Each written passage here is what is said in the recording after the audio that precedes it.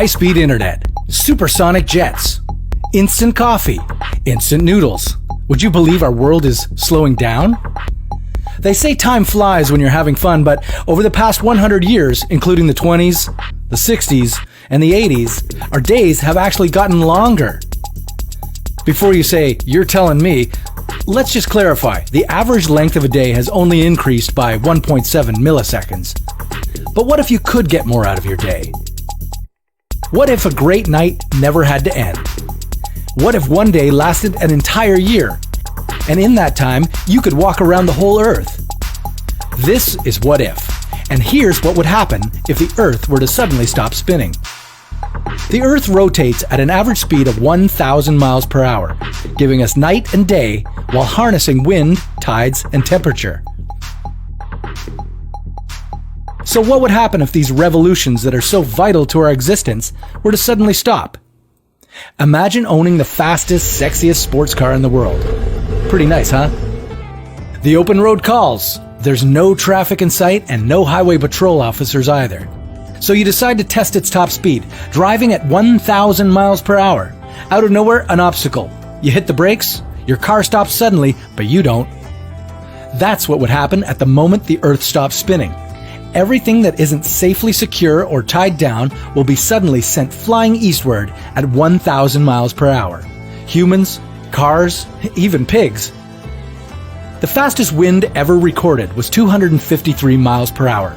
In this scenario, we're talking about winds 4 times as strong, feeling similar to an atomic blast. In less than a minute, towering tsunamis would sweep more than 17 miles inland. All the water from the world's oceans would surge towards the poles.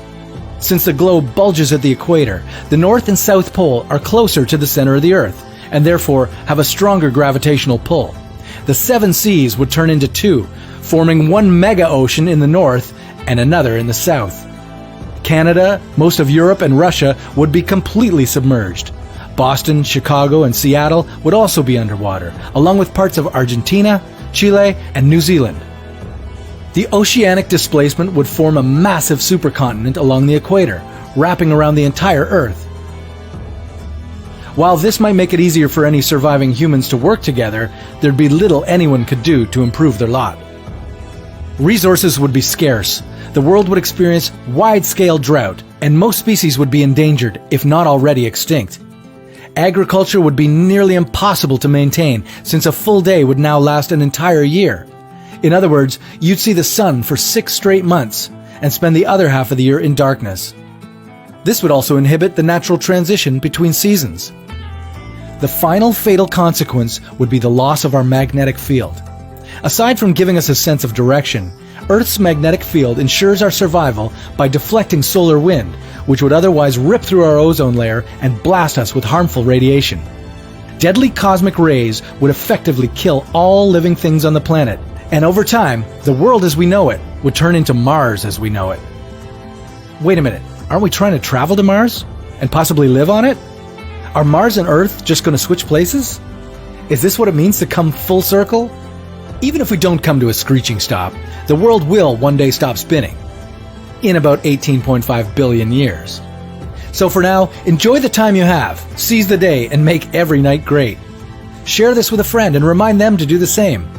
And come back to What If to experience humanity's wildest scenario.